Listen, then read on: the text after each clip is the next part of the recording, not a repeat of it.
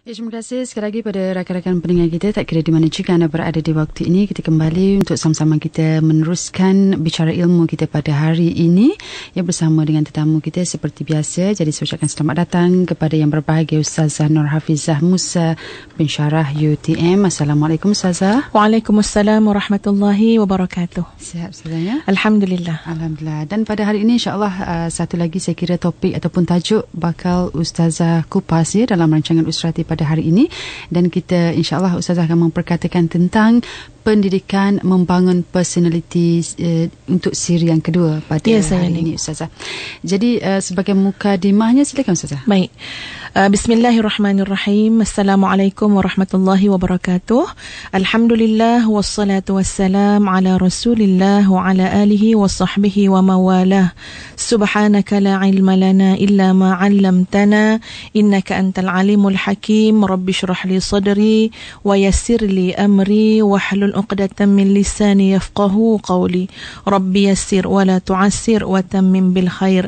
Saudara-saudari pendengar yang Ustazah kasihi sekalian, jadi insya-Allah kita menyambung siri yang sebelum ini, iaitu pendidikan membangun personaliti.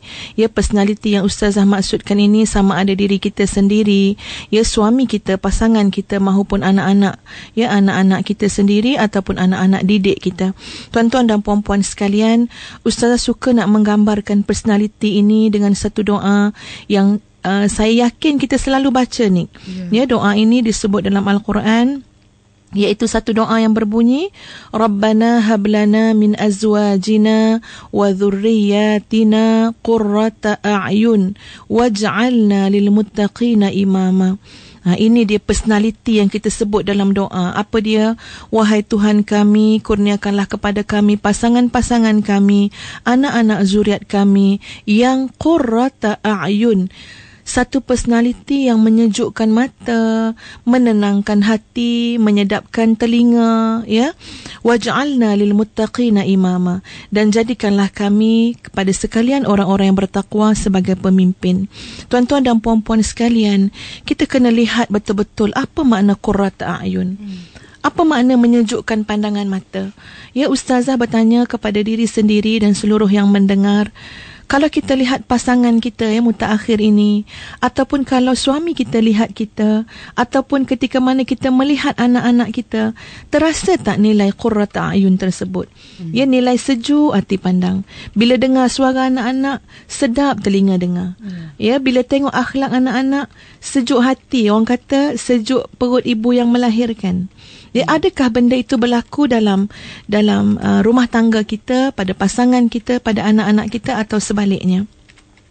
Jadi insya-Allah kita akan bincangkan tuan-tuan dan puan-puan sekalian, apakah di antara faktor-faktor yang penting dalam membina personaliti qurrata a'yun ini, yang benar-benar harum namanya, ia sedap dipandang mata dan sebagainya. Untuk yang pertama, Ustazah nak berkongsikan ataupun nak bincangkan tentang, ya, tuan-tuan dan puan-puan sekalian, kalau kita lihat anak kita sekarang, ya, anak kita sekarang mungkin umur 10 tahun ni, mungkin umur 12 tahun, boleh tak kita tanya pada diri kita, bagaimana anak ini akan kita lihat 15 tahun lagi? Ya, nanti pada usia 25 tahun, macam mana rupa anak kita ni? Ya, macam mana penampilan dia? Bagaimana image dia?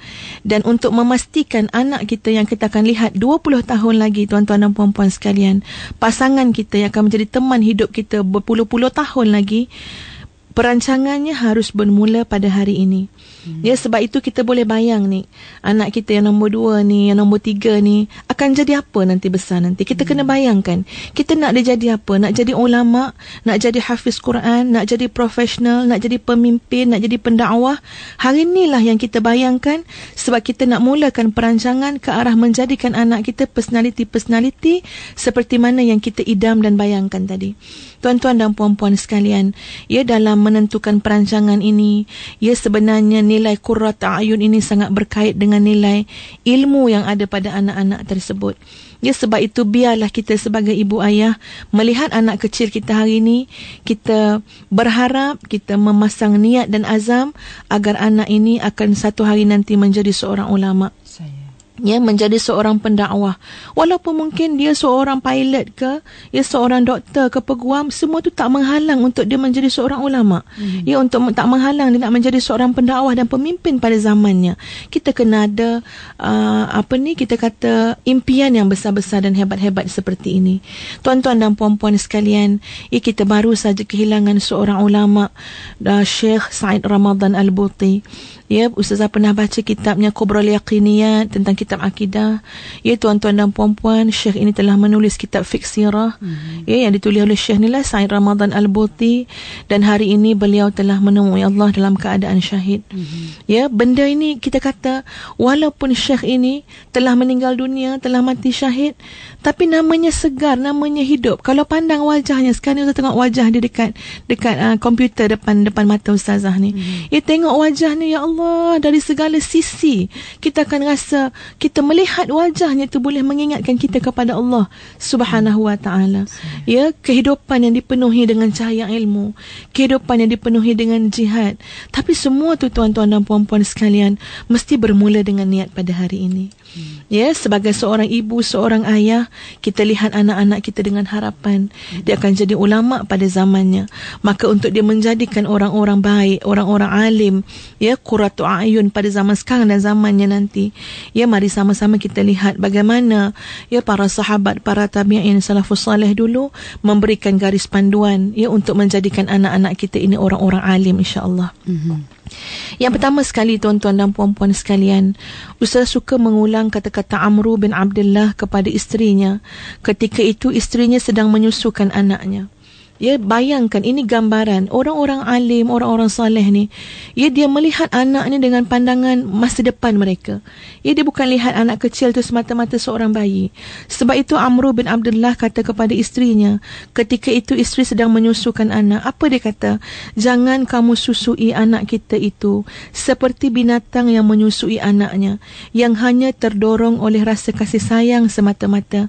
Tapi wahai isteriku, susuilah anak kita dengan niat mengharap pahala dari Allah, dan agar dia hidup melalui susuanmu itu sebagai hamba Allah yang mentauhidkan Allah dalam hidupnya. Bayangkan tuan-tuan dan puan-puan sekalian, dia masa menyusukan anak pun kita dah ada gambaran anak ni besok, ya Allah, akan jadi qurrata a'yun pada kami sekeluarga, qurrata a'yun pada umatnya. Tuan-tuan dan puan-puan sekalian, isteri Imran, iaitu ibu kepada Sayyidatina Maryam radhiyallahu an, ibu Sayyidatina Maryam, isteri Imran ini pada saat dia mengandungkan anak tersebut, yang mengandungkan Maryam, apa yang dia nazarkan kepada Allah? Dia azamkan, dia nazarkan anak ini akan menjadi seorang hamba Allah yang berkhidmat kepada agama Allah Subhanahu wa ta'ala. Ini impian yang harus wujud semenjak kita belum berumah tangga, impian yang harus wujud semenjak kita mengandungkan anak-anak kita, sebab kita nak membentuk personality yang hebat, yang memikat, yang benar-benar menyejukkan mata, harum namanya, baik semasa dia hidup maupun semasa dia telah meninggal dunia.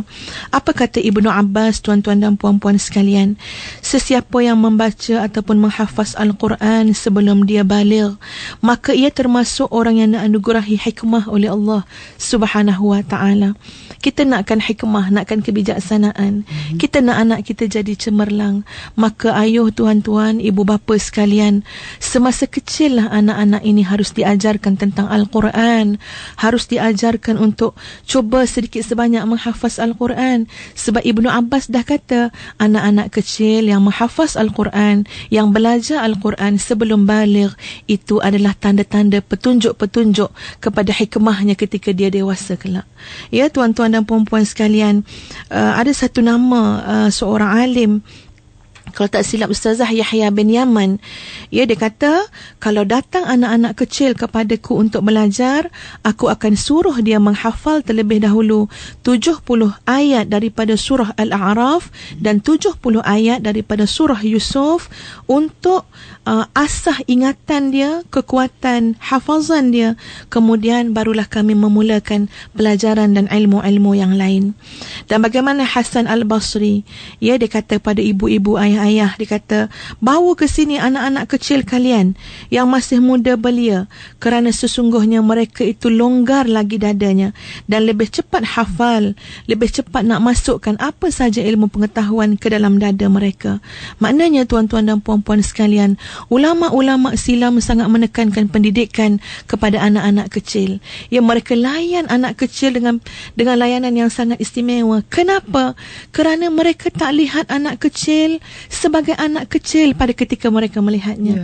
Tetapi mereka melihat anak kecil tersebut sebagai qurrat a'yun pada masa yang akan datang, sebagai alim ulama pada masa yang akan datang. Dan inilah persepsi yang kita sebagai ibu ayah kena ubah bila melihat anak-anak kita, melihat anak-anak kecil pada zaman yang hari ini, yang mungkin anak-anak sahabat-sahabat kita. Seorang lagi alim, Yahya bin Humaid, dia kata, kami pernah datang kepada majlis pengajian Hamad bin Salamah. Ya, ketika itu ramai anak-anak kecil duduk depan-depan menghadap Tok Guru ni. Ya, jarang juga kita lihat tu, Nik, ya. Tok Guru depan dia penuh dengan anak kecil je. Biasa anak kecil kita duduk belakang, ya. Yang ini anak-anak kecil penuh dekat depan dia. Dan dia terus menyampaikan hadis kepada anak-anak kecil tersebut. Sehingga kan kami yang tua-tua ni rasa macam tak dilayan pula. Ya, jadi akhirnya dia pun menegur Hamad bin Salamah. Dia kata, wahai Abu Salamah, kami ni orang dewasa, anak-anak murid kamu. Tapi kenapa kamu biar je dan kamu memberi perhatian yang lebih kepada anak-anak kecil itu? Kata Hamad bin Salamah, dia kata, mohon maaf, aku bermimpi malam tadi. Aku berada di tepi sungai. Ya, di tepi air yang sangat dalam, luas, nyaman. Dan ketika itu aku datang kepada air tersebut membawa timba yang aku gunakan untuk mengambil air tersebut. Lalu timba itu diambil oleh tangan-tangan anak-anak kecil. Ya, mungkin tafsiran mimpi ni maknanya air tu ilmu lah. Ya, bila ilmu tu, dan Hamad bin Salamah lihat anak-anak kecil lah yang menyambut ilmu itu dengan jujur, dengan ikhlas dan sebagainya.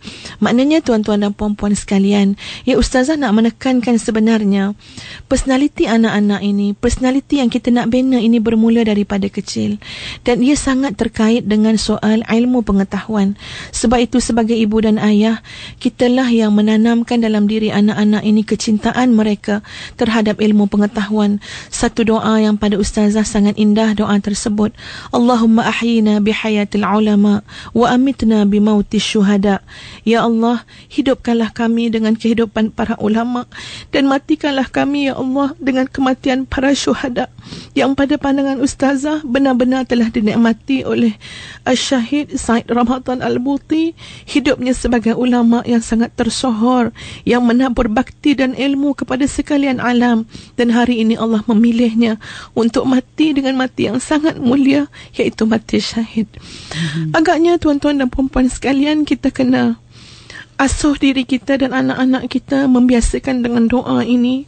Ya, sebab inilah personaliti yang benar-benar disenangi oleh Allah Subhanahu wa ta'ala, iaitu personaliti yang diangkat dengan ilmu yang mendekatkan diri mereka kepada Allah Subhanahu wa ta'ala, dan ilmu tersebut dimanfaatkan, ya, untuk umat Islam. Ya, mudah-mudahan anak-anak kita, ya, mudah-mudahan generasi hari ini kita cuba didik mereka menjadi ulama pada zaman mereka.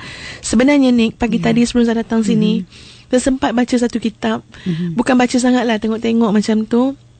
Satu kitab yang menceritakan balik biodata seorang ulama yang Ustaz nak sebut nama dia lah, sebab kalau sebut nama Ustaz rasa semua pendengar IKIM akan kenal, ya, dia masih hidup lagi, ya. Seorang alim ini yang kita sebut Tuan Guru sekian-sekian. Ustaz baca dia punya biodata, Masya Allah, Tuan Gurunya saja berpuluh-puluh, hampir beratus-ratus, ya, di kalangan tuan-tuan guru di Masjidil Haram, ya, di kalangan tuan-tuan guru di bumi Mesir dan sebagainya. Bila tengok tu kata, ya Allah, kita rasa malu nak tulis siapa tuan guru kita berguru kat mana, ya. Dan bila lihat tu memang hampir 10 minit 15 minit juga Ustazah rasa, ya Allah, ya Tuhan, rasa macam nak pergi Mekah, rasa nak pergi nak pergi menadah kitab, nak pergi belajar balik, nak pergi berguru lagi, ya. Tapi rasanya banyak kekangan lah untuk kita, ya, untuk kita ke sana untuk betul-betul tafakuh pada ilmu ini. Tapi Ustazah rasa harapan yang ada ialah pada anak-anak kita. Ya, maknanya sebenarnya kita kena cuba dengan penuh keinsafan lah Ustaz cakap ni, sebab banyak kesilapan yang Ustaz dah buat.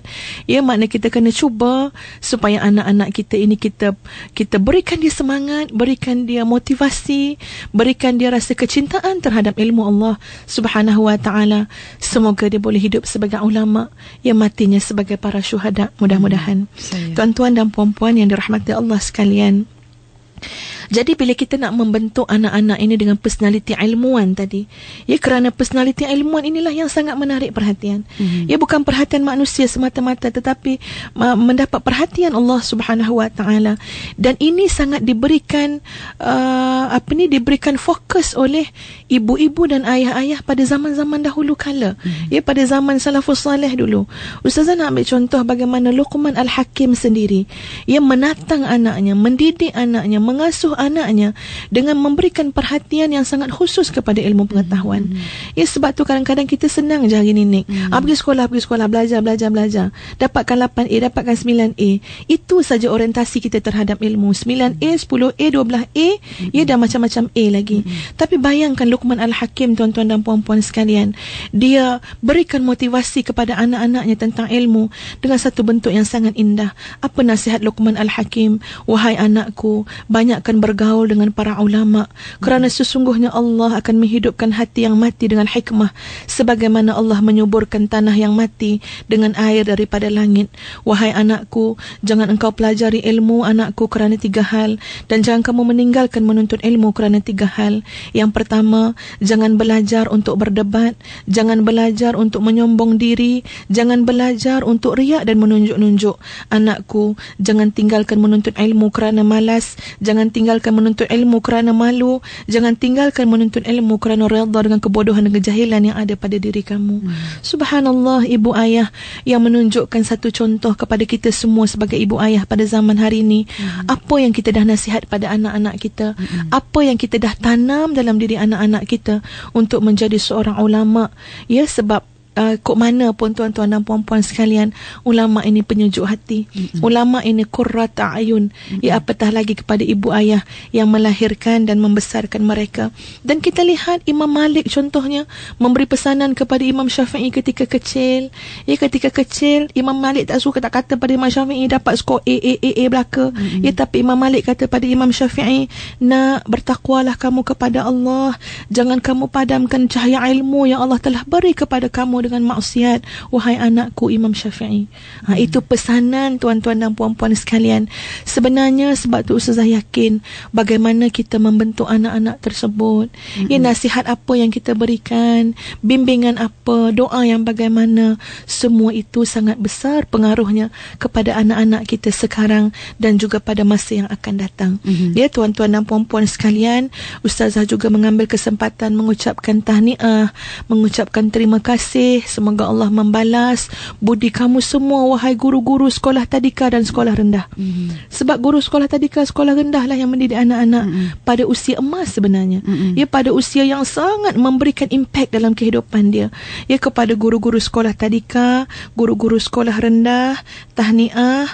Mungkin kerja kita ini tidak glamour sangat. Guru sekolah rendah saja, guru sekolah tadika saja, tetapi kalian telah terpilih, dipilih oleh Allah untuk mencorak generasi pada masa yang paling bermakna dalam hidup mereka. Tahniah kepada guru-guru sekolah rendah dan guru-guru tadika. Semoga Allah membalas segala kebaikan kalian dalam mendidik generasi pada hari ini. Tuan-tuan dan puan-puan sekalian, kemudian tak cukup kita kata penampilan, image dari segi ilmu. Ustazah kena sebut juga penampilan dari sudut apa yang kita lihat di luar ini.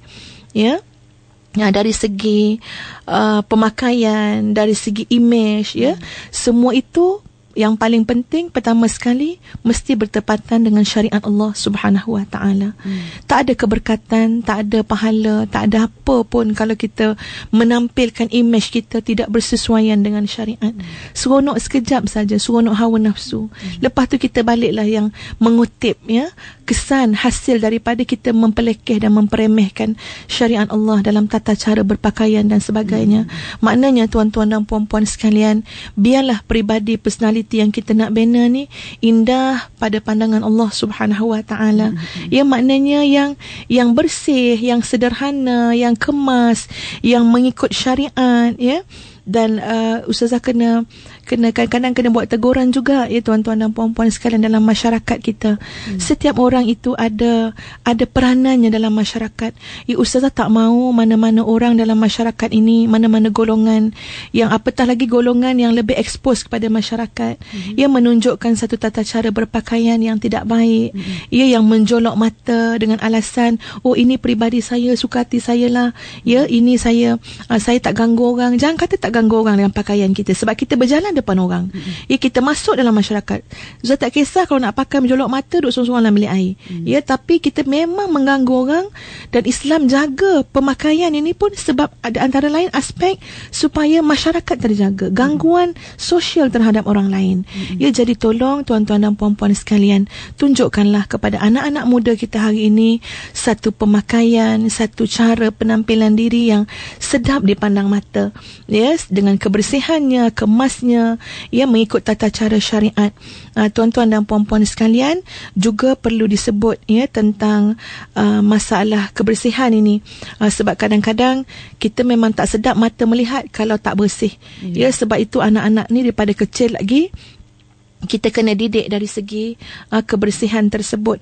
Dan lagi satu tuan-tuan dan puan-puan sekalian, ustazah bimbang juga kalau hari ini kita seolah-olah membudayakan dalam masyarakat, kita menanamkan persepsi pada anak-anak kecil, pada anak-anak muda hari ini, bahawa yang indah, yang cantik itu adalah ya pakaian yang glamour-glamour, ya yang liklap-liklap sana sini, ya.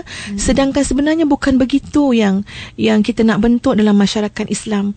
Ya, sebab itu ibu bapa dan ibu bapa, para pendidik, tolong tekan pada anak-anak, terutamanya anak-anak kecil yang nak membesar ini.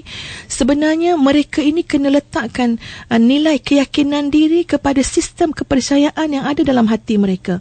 Sistem keimanan, keyakinan. Ia bukan pada muka putih, ia bukan pada bibir merah, bukan pada yang benda-benda yang sekarang di-highlightkan oleh musuh-musuh Islam. Ya, maknanya kalau nak cantik kena tak ada jerawat, licin semua muka.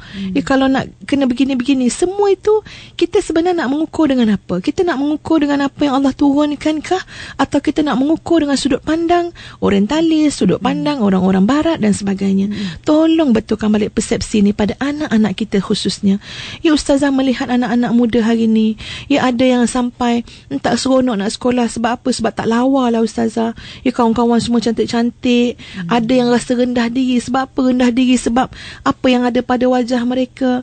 Ini semua sebenarnya siapa yang letak persepsi macam ni? Ya, kita kena tanam. Bayangkan bagaimana Huzaifah ibn Yaman, dia kata kepada seorang perempuan yang bernama Khansa. Khansa ni wanita kulit hitam legam. Ya, tapi dia kata, wahai Khansa, engkau telah disebut di Al-Mala'il A'la. Di langit sana nama kamu telah disebut, meskipun engkau hitam legam, tetapi Allah menyebut kamu dalam kitab. Memang Allah ada sebut tentang Khansa dalam ayat Quran. Maknanya nak bagi gambaran, bukan soal hitam putih, bukan soal tinggi rendah, bukan soal kecil besar, tetapi Allah nak tengok hati kamu, dan benda ini kena ditanam dan ditekan dalam pembinaan personaliti anak-anak kita, supaya dia tak mencari keyakinan diri dengan cakap-cakap kosong para orientalis dan orang barat.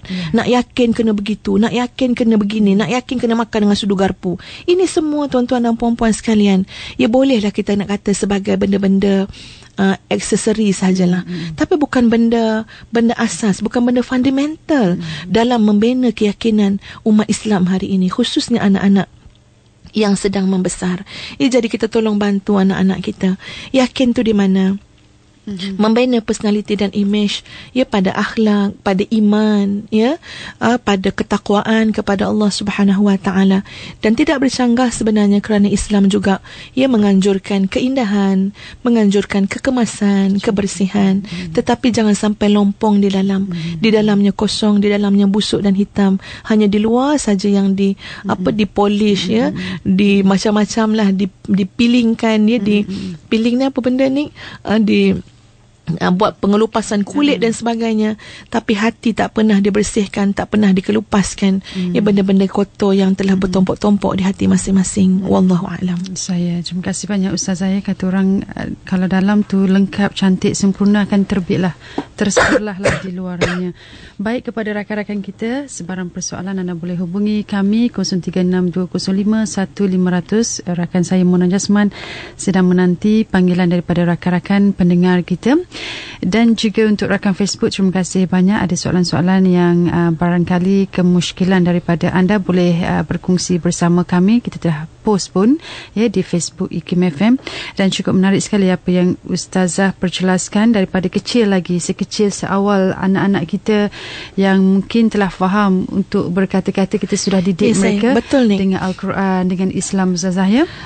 Ustazah nak mencelah sikit ni.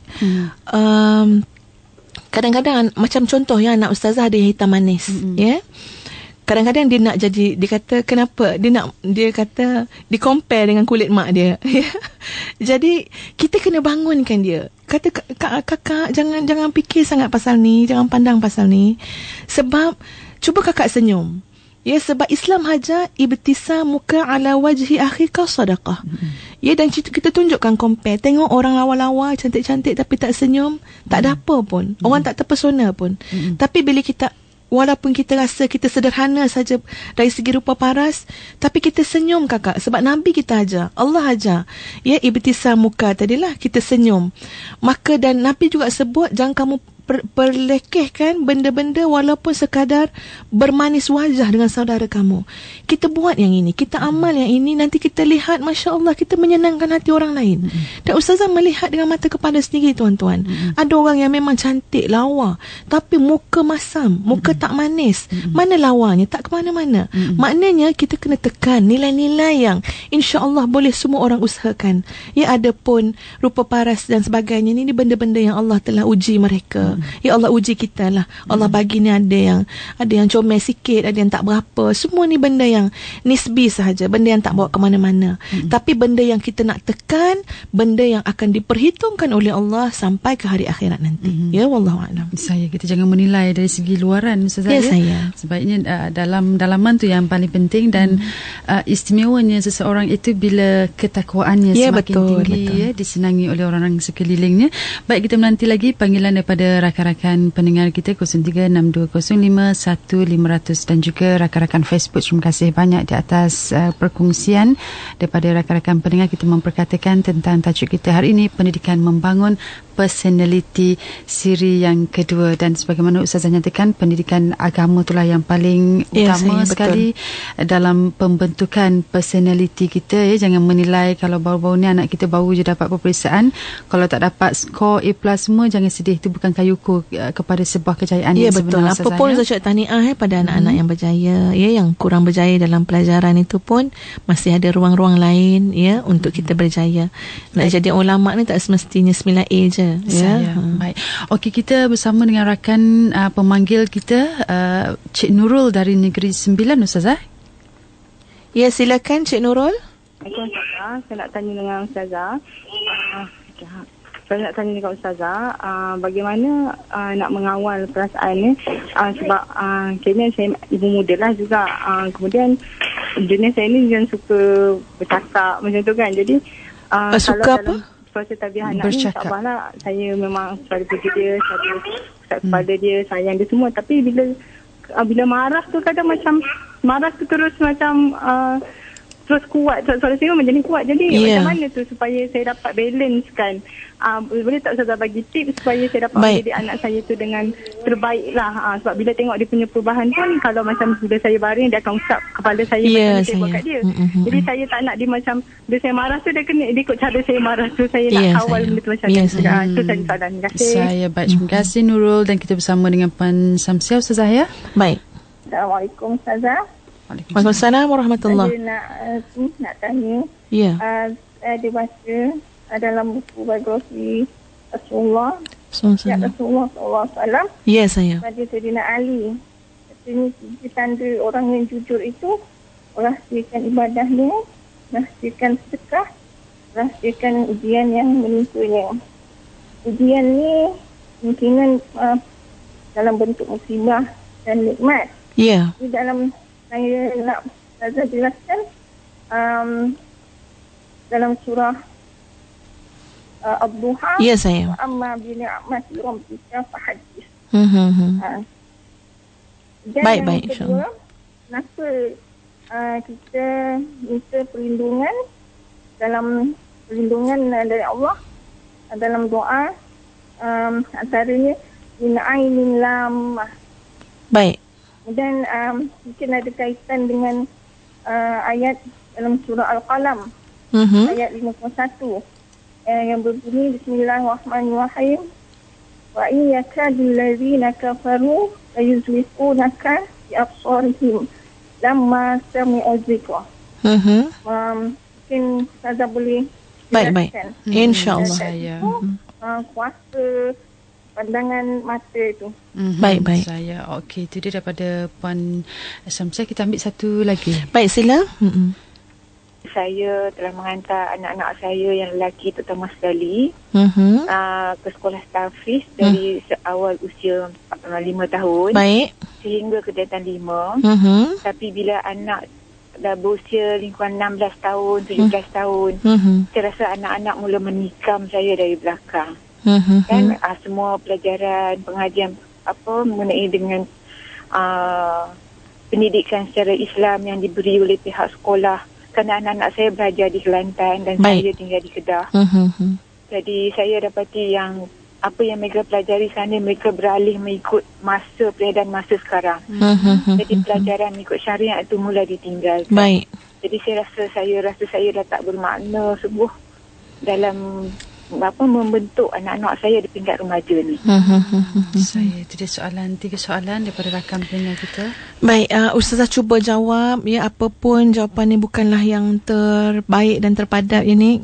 Pertama sekali kepada ibu muda Puan Nurul, payah sikit nak kawal perasaan bila kita ibu muda. Dulu pun Ustazah pernah jadi ibu yang muda dan Ustazah pun sangat menjiwai Puan Nurul macam mana rasanya dengan anak yang agak rapat ketika itu ya, kita macam lebih mudah melenting. Tetapi Ustazah nak raikan dalam pendidikan memang perlu tegas dan mendisiplinkan anak sangat perlu. Jangan pula kita faham kena lemah lembut sepanjang masa. Ya, kena sabar dalam erti kata biar saja sepanjang masa. Tidak. Ya, dalam pendidikan tegas itu perlu. Ya, sebab itu kadang-kadang kalau kita rasa suara kita kuat, tak ada masalah, suara kita boleh kuat. Ya, tapi janganlah kuat sangat sampai E minor yang piano tu, ya. Boleh suara kita kuat, tetapi pastikan yang kita cakap itu mendidik. Yang kita cakap itu baik. Ya, Ustazah ambil contoh dan selalu saya sebut ni dengan para ibu-ibu ni. Ya, contohnya ada seorang isteri kepada pensyarah masa Ustazah belajar dekat Jordan dulu. Ya, dia marah anak, dia cakap kuat juga. Tapi ayat dia baik. Ya, dia kata aslahakallah ya walad. Dia cakap banyak kali lah sebab dia kena meluahkan juga kegeraman dia tu. Ya, anak-anak ni macam-macam PL dia. Tetapi Masya Allah, dia masih lagi menguruskan kemarahan dia, menguruskan geram dia dengan memastikan ayat yang keluar dan ayat baik-baik. Aslahakallah ya walad, maknanya semoga Allah menjadikan kamu anak yang saleh. Ya, kalau cakap Melayu macam panjang sangatlah pula ni. Maknanya Puan Nurul kena hafalkan. Aslahakallah ya walad. Semoga engkau jadi anak yang soleh wahai anakku. Jadi memang kita akan angkat suara sikit supaya anak kita tahu yang kita sekarang ni sedang marah, tolong bagi perhatian. Kita sekarang ni sedang menegur. Tetapi yang kita nak masukkan dekat sini ialah jangan jadikan kemarahan kita itu laluan mudah kepada syaitan untuk menguasai kita pula. Sebagai tanda-tanda dia, kalau kita kata marah yang betul dengan marah tak betul ni, biasanya marah yang telah pun mendapat, yang telah dikuasai syaitan dan hawa nafsu ni, kita akan menyesal balik bila kita marah tersebut. Ya, Ustazah pernah mengalami benda tu. Lepas marahkan seorang anak tu, lepas tu rasa ya Allah, pergi balik semula ke tadika tu, sebab nak bawa dia jalan-jalan, nak counter balik, sebab kita rasa sangat bersalah kerana kita dah marah overdose lebih daripada yang sepatutnya. Ya, jadi kita akan rasa bersalah. Tapi kalau kita marah yang pada kadar yang sepatutnya, kita akan rasa ini betul, ini tepat, ini penting, kita nak mengingatkan dia, kita tak akan ada rasa bersalah dan sebagainya. Dan kemudian Nurul, sebenarnya kita ini semua adalah proses, ya. Sebab itu Nurul akan mengalami keadaan seperti inilah. Kita marah-marah sebab kita tak biasa ada anak. Dulu kan kita duduk seorang-seorang je, ya, kita anak dara. Sekarang dah ada tanggungjawab. Jadi kita kena ingat, ini adalah satu proses yang kita kena selalu lalui proses ini dengan muhasabah. Kita nak jadi lebih baik lagi esok, lebih baik lagi. So kita boleh tandakan, boleh catat, boleh lihat ke dalam diri masing-masing. InsyaAllah proses tu akan sangat bermakna. Kita akan jadi lebih baik lagi. Dan dapatkan sokongan daripada suami, anak-anak dan orang terdekat supaya boleh menegur kita bila masa dia melihat kita dah mula nak marah. Ya, yang kedua soalan daripada tak perasan nama dia ni, Syamsiah. Daripada Puan Syamsiah. Ya, berkenaan dengan bagaimana penjelasan kepada maksud ayat, dan dengan nikmat Tuhan kamu, maka kamu sebutlah, ya, kamu katalah. Sebenarnya dengan nikmat-nikmat ini kita kena lihat juga, tuan-tuan dan puan-puan sekalian. Bukan makna bila dapat nikmat tu kita nak sebut pada semua orang dengan rasa sukacitanya, ya, rasa sombongnya, tidak. Tetapi makna kita menyebut nikmat itu maknanya mensyukuri nikmat tersebut.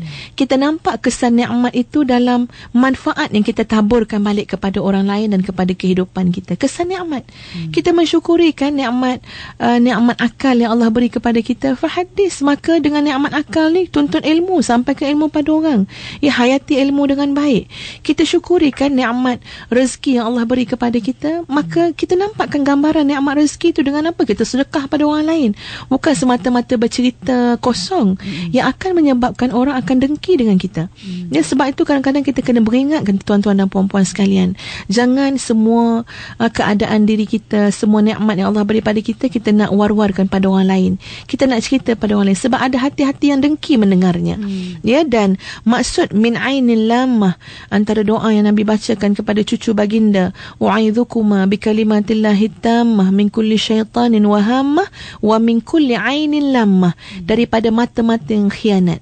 Ya, sebenarnya memang dari segi sihir, ya, dari segi ilmu-ilmu yang tidak baik, yang jahat ni lah, ada cara kalau dia melihat dengan mata tu pun dipanggil ain, ya, melihat dengan mata, tapi mata yang penuh pengkhianatan, mata yang jahat ni boleh menyebabkan, dengan izin Allah, boleh menyebabkan sesuatu yang tidak baik, ya, penyakit dan sebagainya kepada orang yang dia dengki dan sebagainya. Tetapi Ustazah lebih suka menterjemahkan min ainil lamah kepada pengkhianatan manusia secara umum. Ya, orang nak buat tak baik pada kita, semuanya Allah lindungi, ya, dengan doa yang kita baca tadi, berlindung dengan Allah, dengan kalimah Allah yang maha sempurna. Dan kepada puan yang tadinya menjelaskan bagaimana anak-anak lelaki beliau telah dihantar ke tahfiz sampai usia 18 tahun, tetapi ada nada mengecewakan di situ. Ya, para ibu sekalian, para ayah, termasuk Ustazah sendiri, kita kena faham kita ini menguruskan amanah. Ya, kita ini buat sehabis baik yang boleh kita buat. Ustazah sendiri, tuan-tuan dan puan-puan sekalian, takut apa yang akan jadi dengan anak-anak ni. Kalau ikut-ikutkanlah kita bercakap hari-hari ni tentang mendidik keluarga, tentang mendidik anak-anak, sedangkan saya tak boleh menjamin siapa anak-anak saya 20 tahun lagi. Memang kita bimbang, tapi kita buat sehabis baik yang boleh kita buat. Adapun hasilnya, tawakal kepada Allah Subhanahu wa ta'ala.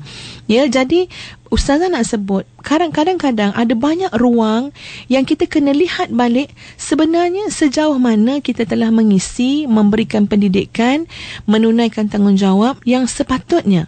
Sebab Ustazah tidak bersetuju kalau kita menyerahkan anak kita 90% ke atas kepada pihak sekolah. Kita kata dah hantar dah sekolah tahfiz Ustazah, 10 tahun sekolah tahfiz. Pernah tak kita dengar, bacakan balik pada mak nak dengar hafazan Quran? Bacakan pada ayah nak tebuk ni, ayat-ayat ni nak tengok sebenarnya hafazan tu melekat kat kepala ke ataupun dah lama dah lari, macam larinya kuda yang liar? Pernah tak kita lihat masa cuti sekolah, ni nak cuti sekolah seminggu ni kan ni, ini adalah ruang untuk kita melihat akhlak anak-anak kita yang duduk kat asrama rumah tu, adab anak-anak kita balik, tengok macam mana adab dia, dan kemudian kita berikan bimbingan. Ya, semua itu harus dilihat tuan-tuan dan puan-puan sekalian. Sebab ia adalah package, adalah kita kata segala usaha-usaha yang diperlukan untuk mendidik anak-anak ini menjadi anak-anak yang soleh. Ya, dalam masa yang sama juga kita lihat ancaman-ancaman persekitaran dia, cabaran-cabaran. Sebab tu tadi Ustazah pun terfikir masa bawa kereta tadi, belum cakap dengan anak-anak lagi tentang musuh-musuh dalam hidup mereka. Kita sibuk kata dengan anak, jangan keluar rumah, kena kunci pintu, nak keluar tak ada seorang-seorang, ada pencolek lah, ada orang jahat lah. Kita kata kat luar tu orang jahat. Yang dalam badan anak kita sendiri ada pencuri-pencurinya, ada musuh-musuhnya, hawa nafsu dan syaitan. Kita tak cerita lagi dengan anak kita. Jadi ada banyak sebenarnya tuan-tuan dan puan-puan sekalian, ruang-ruang yang sebenarnya tak payahlah kita terlalu kecewa sangat. Ya, tetapi kita melihat, ya, kita istighfar pada Allah. Mungkin ada kelalaian dan kecuaian kita. Adapun setelah kita rasa kita dah cuba buat yang terbaik, ya, apa pun yang berlaku pada anak-anak kita itu, itulah kita kata anak-anak ini fitnah, ujian kepada kedua ibu bapanya. Jangan putus asa. Putus asa adalah sifat syaitan. Ya, sebab panjang lagi insya-Allah usia anak-anak tu. Teruskan mendoakan mereka, teruskan membimbing mereka, mendidik mereka walaupun mereka dah dewasa.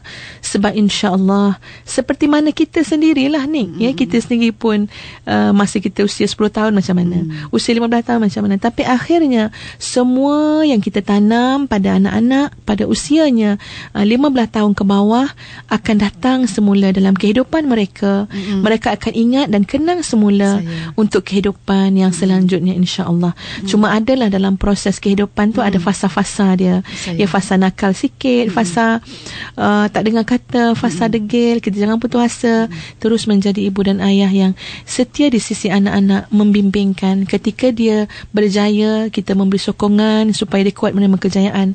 Ketika dia bersalah, kita beri sokongan, mengajar mereka untuk bertaubat dan memperbaiki kesilapan. Wallahu a'lam. Sebagai ibu dan juga ayah, jangan berhenti untuk selalu mendoakan untuk anak-anak kita, Ustazah, ya. Kita ada 2 minit lagi sebelum kita menutup pertemuan kita hari ini. Mungkin Ustazah ingin membuat kesimpulan kepada perbincangan pertemuan kita hari ini. Baik, Ustazah nak memetik kata-kata Saidina Ali karramallahu wajhah.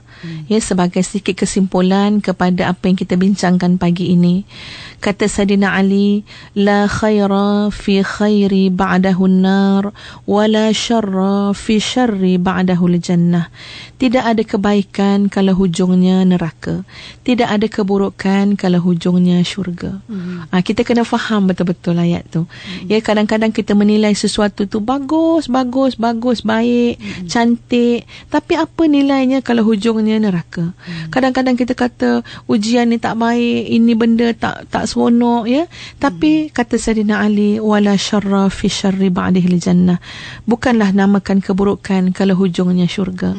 Jadi tuan-tuan dan puan-puan sekalian, kita buat ni dengan ikhlas, dengan memohon sentiasa isti'anah billah, mohon pertolongan Allah Subhanahu wa taala. Kita nak memastikan dalam proses kehidupan yang kita lalui, turun naik fasanya, grafnya, tapi kita nakkan penghujungnya. Allahumma khtim lana bihusnil khatimah, penghujung yang baik, penghujung yang diridai Allah Subhanahu wa taala, seperti mana yang kita fahami daripada kata-kata hikmah Sayyidina Ali karramallahu wajhah. Sama-sama tuan-tuan dan puan-puan sekalian, sekali lagi kita hadiahkan Al-Fatihah kepada Asy-Syahid Said Ramadan Al-Boti. Al-Fatihah. Amin. Terima kasih banyak Ustazah sudah bersama kita pada hari ini. Saya kira lengkap perbincangan kita hari ini, ya, menerusi rancangan Usrati, kupasan tentang tajuk pendidikan membangun personaliti untuk siri yang kedua. InsyaAllah ada kelapangan masa kita bertemu lagi di waktu yang lain, ya, InsyaAllah pada minggu berikutnya. Dan terima kasih untuk rakan-rakan yang menghubungi kami, juga rakan Facebook yang tidak kurang juga dengan pelbagai persoalan, komen dan sebagainya. Terima kasih banyak, kita bertemu di waktu yang lain. Sekali lagi Ustazah, Assalamualaikum. Waalaikumsalam.